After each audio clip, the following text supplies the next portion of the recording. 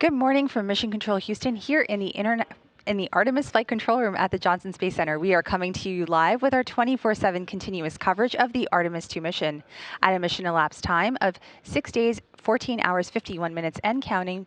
I have here beside me Andre Douglas, NASA astronaut, and also Capcom Artemis 2 crew backup member. You have several job titles.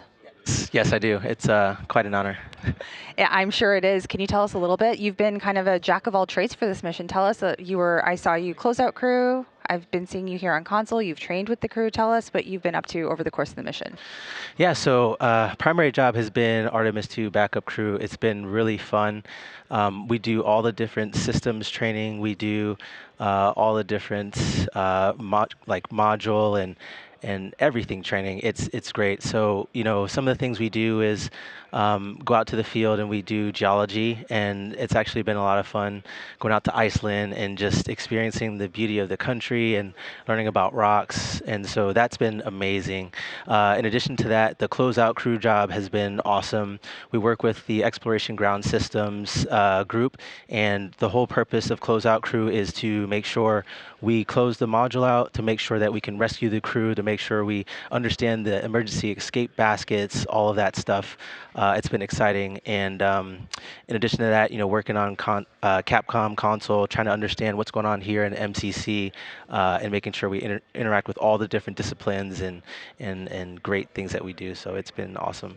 And I'll tie this back to the science. One of the things that's very cool about what we're doing is, for the moon and collecting observations, there is the lunar reconnaissance orbiter that takes pictures Right. around the moon, right? And when we get that, it's a string of images that's going on the longitude, slowly rotating about the axis, and we can't see necessarily that overall view of the moon Well, shot, 3D, yeah. right? So now we have a flyby with humans that can get and really use their own minds to figure out what angles are great and when to zoom in, when to not. And we can combine the data from LRO, the orbiter, and now these photos, and now we have this much more complete picture. So just extrapolate that concept out to what would Mars be like, and even the base. When you have these different views, you really get an understanding of perspective. Because one of the things on Moon that the crew talked about was, man, looking at this from a 3D perspective, it really pops out. And you see that at Earth when you're on ISS and you're looking at cloud formations, or you're looking at hurricanes. When they're flying by, every 90 minutes, they can kind of see how that's Right. changing at an angle. And like, that's just something that is really hard to describe. And you also might see phenomenon that it's hard to see from a 2D perspective or a timestamp perspective. So again, with Moon to Mars and being able to put all of these assets together, that's going to give us that just ultimate view, and both spatially and temporally. It's pretty exciting. I'm excited, and I'm excited for what the future holds. This mission, I don't know about you, but for Mm. me, it's been phenomenal to see the images coming down, to Yes. see Oh all man. of the burns, the crew Yeah. happy, the eclipse Yes. glasses. I loved it. Yeah, that was awesome.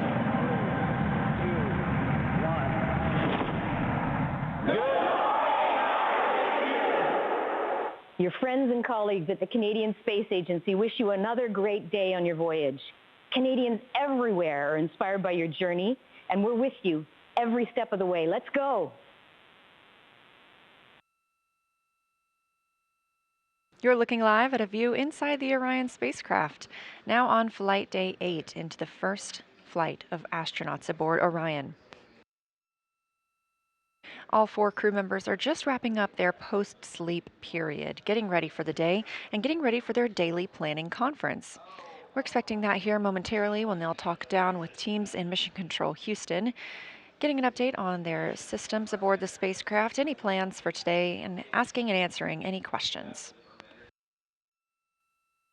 Again, some of the activities we expect the crew to participate in today include putting on and measuring for their orthostatic intolerance garments, or OIGs.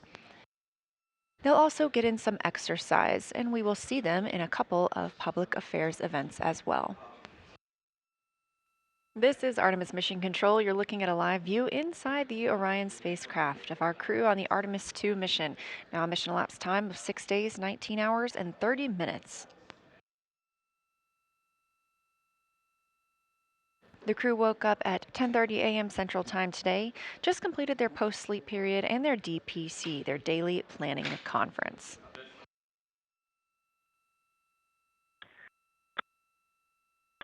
Houston Integrity, the CUD valve is closed. We have a good view out the windows. Our crew camera view is only so-so, and I'm waiting on your go. I will stop recording. Roger, and the saw view is breathtaking.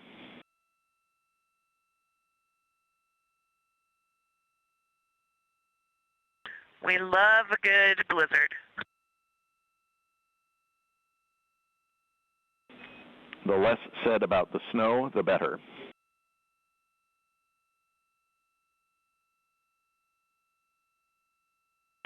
Houston Integrity, we are waving at you out of window 2. It's a beautiful blue little crescent out there. Thank you. We can't quite make you out, but we appreciate the thought.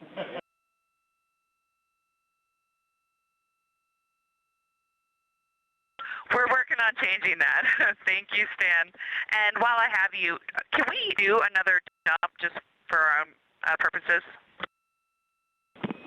Yes, you may. At this time. Please do. Thank you, sir. That was NASA astronaut Christina Cook reporting to Capcom Stan Love and all of us here on the Earth that outside the windows of Orion, she can see us right now. Of course, this is a view looking back on the spacecraft from a camera mounted on one of its solar array wings. We've been getting beautiful views of both the moon and the Earth, as well as incredible views of life inside the spacecraft. You can find all of those on images.nasa.gov, and make sure you follow NASA and at NASA Artemis on social media to make sure you don't miss a thing. Man, Stan, we got so much going on. I feel like we're on the International Space Station right now. This is an awesome day here. Hey, can you confirm this is my final exercise of the mission? It'll just help me with stowage management. Reed, that's correct. Okay, thanks, Stan. And for what it's worth, today's exercise is the last exercise for all crew members. Starting tomorrow, we will not have the time. Integrity Houston for optical comm.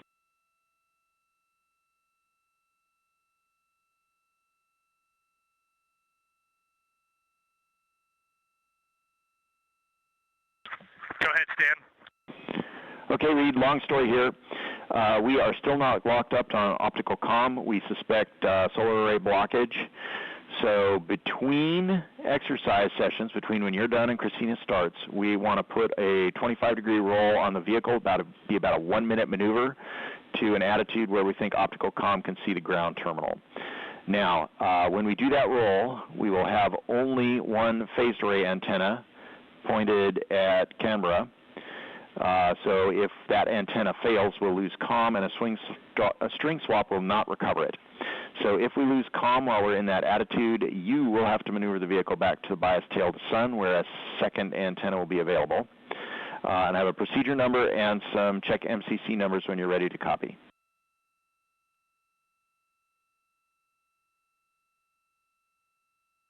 I am complete with exercise, so you can start that team working in that direction. Go ahead, Stan.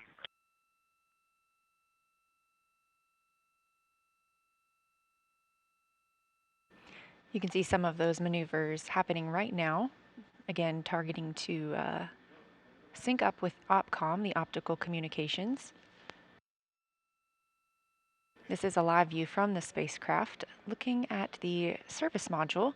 This video coming from a camera mounted on the tip of Orion's solar array wing. There are 4 solar arrays. Each solar array could panel 2 3-bedroom homes.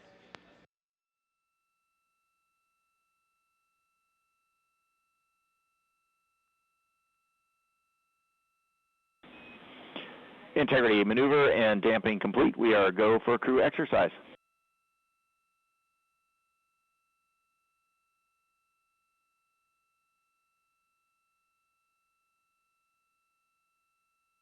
All right, we copy. Thanks, Stan. The flywheel team, this is a great device. We really enjoyed it in this small cabin. It's perfect, and it gave us a lot of good opportunity to get our heart rate up and also get some great resistance exercise. So we just wanted to shout out a nice thank you. Here we go.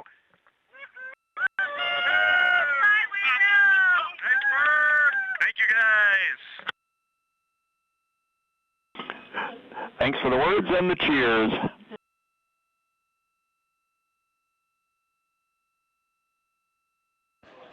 That was Commander Reed Wiseman calling down that they have finished exercise for the mission, and that's worth celebrating. Integrity Houston, no action on the enabled caution. That's part of our cabin repress. It should clear on its own soon.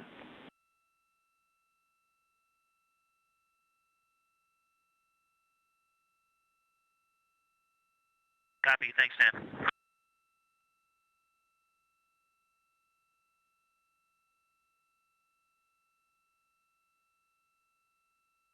NASA astronaut and capsule communicator Stan Love calling to the crew aboard the Orion spacecraft.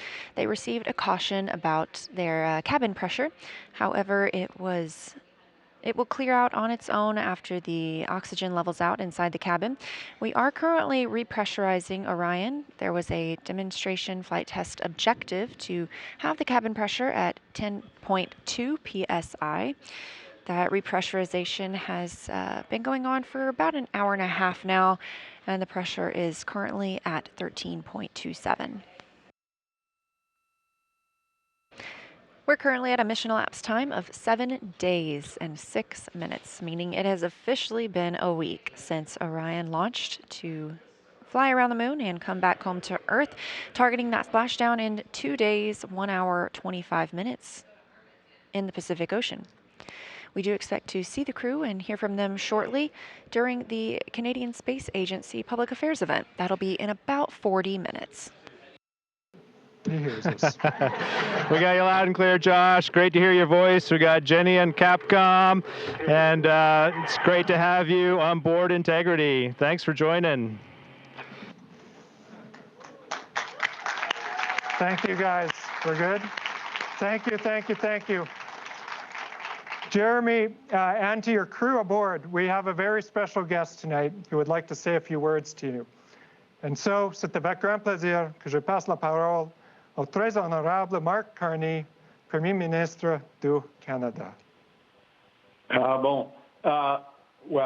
Merci beaucoup, Joshua. Et tout d'abord, Jeremy, je veux commencer en français parce que tous les Canadiens et Canadiennes sont tellement fiers de vous pour bien des raisons, mais c'était incroyable de vous entendre parler français pour la première fois dans l'espace. And as I say, Canadians are so proud of what you're doing and the collaboration. And I just want to have a chance, if I may, I'm thrilled. I'm absolutely thrilled to be speaking with you, Jeremy, and the crew. We've all been watching and inspired. Yeah, Integrity Houston, cabin repress is complete, 14-7, and we'll stay that way for the rest of the mission.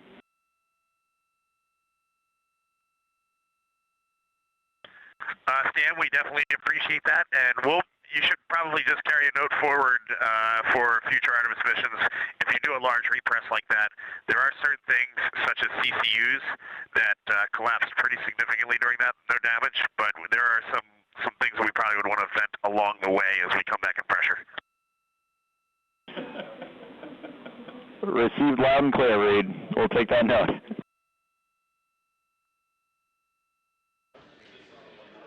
That was Commander Reed Wiseman calling down to the ground. We did conduct the cabin repressurization today. The cabin pressure was kept at 10.2 psi for an extended period of time as part of a test aboard the spacecraft, as this is a test flight, the first flight of humans aboard Orion. Everything we learn is helping us prepare for future missions. Houston Integrity calling the blind from a Peltor, and just doing a test for the Peltor noise reduction flexible activity. These actually work really well. We have 3 crew members on Peltors, 1 in the toilet, and we're using the Bluetooth feature to talk between them, and they sound really good. Noise canceling makes them very quiet, and then talking to each other with push-to-talk on the headsets.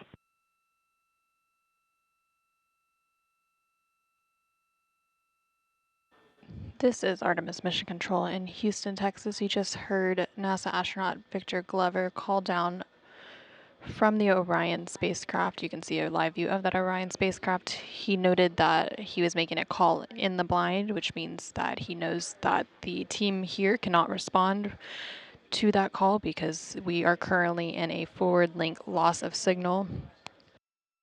This is Artemis Mission Control. Following that brief data rate change, we now have those live views back of the crew inside the Orion spacecraft. Again, they're working through some stowage activities to start preparing for re-entry prep. They will do a lot of their re-entry preparations tomorrow when they will be reconfiguring the cabin to prepare for splashdown, and they will also be studying their entry procedures. In addition to stowing some of their equipment, they will also be installing their seats to ensure all items are secured for re-entry. We all just had that weird vibe of backing up and we were getting sad.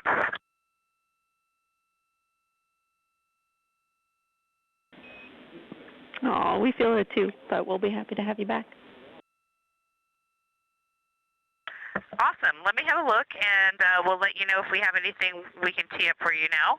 Otherwise, we'll wait for it as scheduled.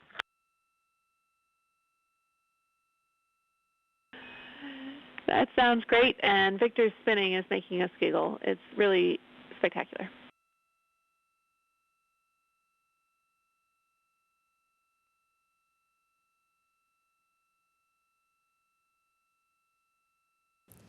Integrity, this is NASA PAO Courtney Beasley. How do you hear me?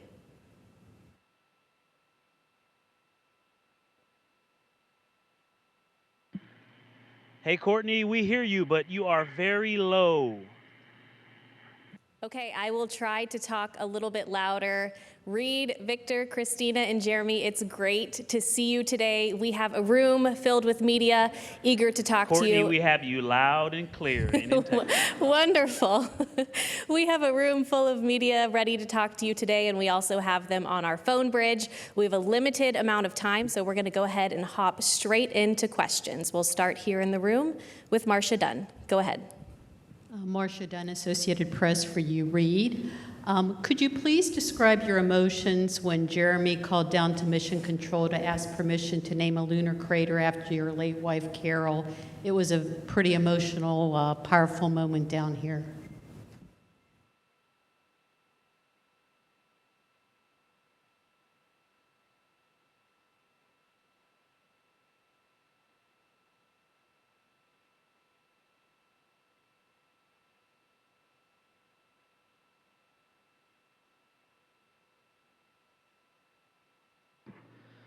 Marcia, it was a powerful moment up here as well. My crewmates approached me when we were at Kennedy in quarantine, and they said, "Hey, the three of them had talked, and they would like to do this," and that was an emotional moment for me. And I just thought that was just a total treasure that they had thought through this and they had offered this. And I said, absolutely, I would love that. I think that's just the best. And I said, but I can't give the speech. I can't give the talk. And Jeremy, the kind of guy he is, he said he would do it. And it was getting emotional there. And I think when Jeremy spelled Carol's name, Carroll, I think for me, that's when I was overwhelmed with emotion. And I looked over and Christina was crying. I put my hand down on Jeremy's hand as he was still talking. It was right there on that rail. And I could just tell he was trembling, and we all pretty much broke down right there. And just for me personally, that was kind of the pinnacle moment of the mission for me. That was, I think, where the four of us were the most forged, the most bonded, and we came out of that really focused on that day ahead. I think that was a very caging moment for the four of us. Thank you for that question, and it was a great moment. And we have seen just some extraordinary things that I thought we might see. They looked similar to what I thought they might look like, and other things that I just had never even imagined. And those were different perspectives that we saw these things from. But I have to say, it hasn't changed my perspective or the perspective that I launched with. The perspective I launched with was that we live on a fragile planet in the vacuum, in the void of space. We know this from science. We're very fortunate to live on planet Earth. And the other perspective that I've sort of learned from others through life is that there you know, our purpose on the planet as humans is to find joy, to find the joy in lifting each other up by creating solutions together instead of destroying. And when you see it from out here, it doesn't change it. It just absolutely reaffirms that. Houston, integrity for a quick, kind of a PAO item, but more of a item for the folks in the control room there. Go ahead. Do you have our video still? We do.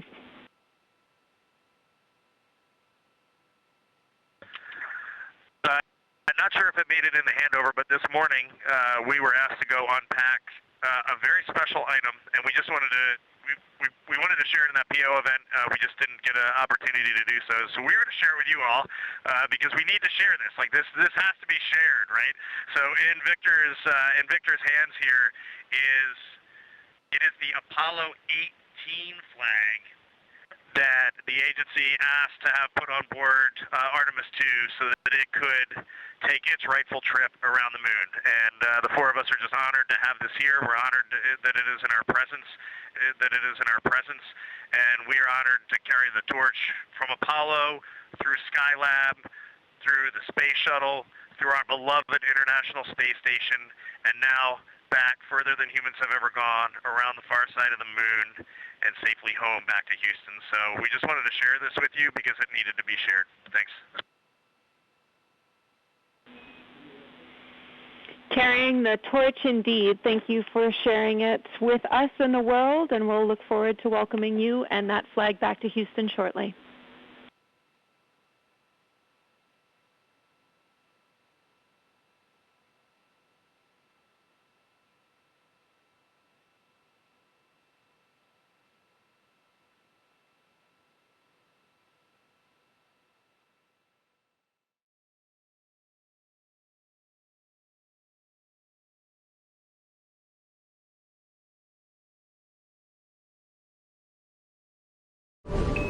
Subscribe for more space.